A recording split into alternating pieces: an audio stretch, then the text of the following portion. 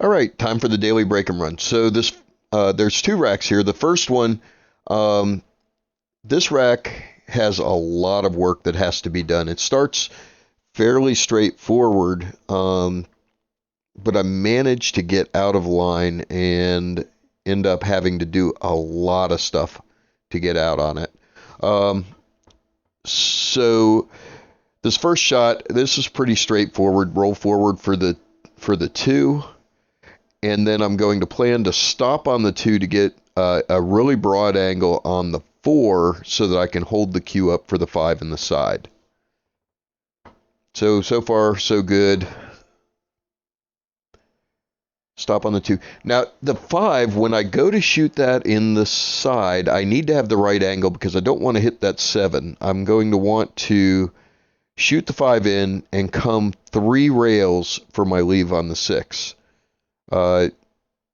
Mainly because I'm so close to the side rail here.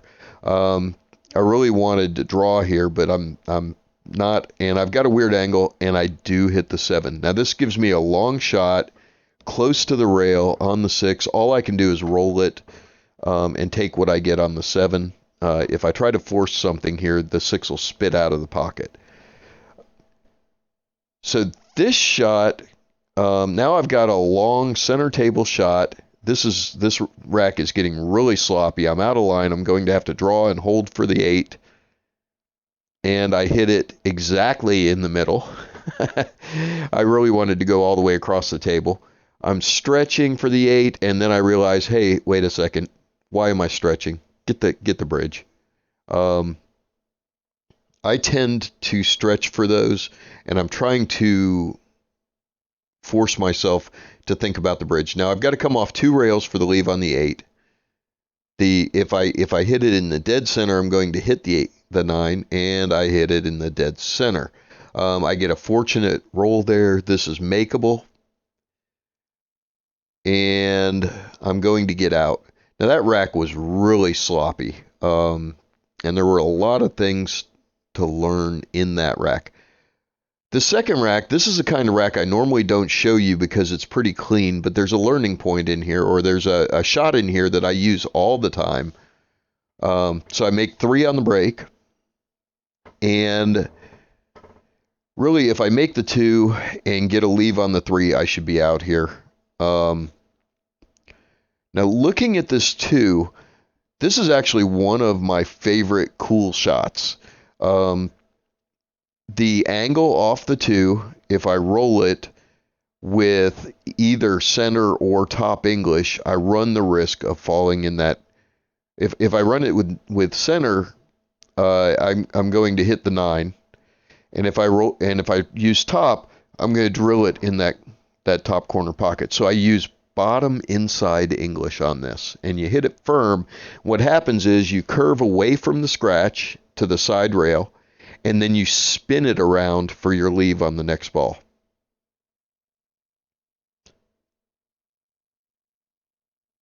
It's really one of my favorite long table shots. Very impressive looking, and it's not that hard to execute. You just have to know that it's there. Okay, so I do come across the center line on the 3. I'm on the wrong side of the 3 for the 4, but that's okay. I'll just play the short side of the 4, just roll forward for the short side. I do want a little bit of angle, but when you're on the short side, you have to be very careful because it's easy to overrun this and end up with no shot, so you always underhit this shot. I'd rather be short than long. And I end up straight in, which is fine. I'm just going to jack up and draw it back for the 5.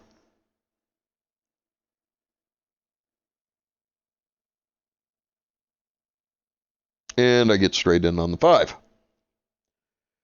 I could try to force this. I've got just a hair of angle. I could try to force this off the end rail and forward for the 7.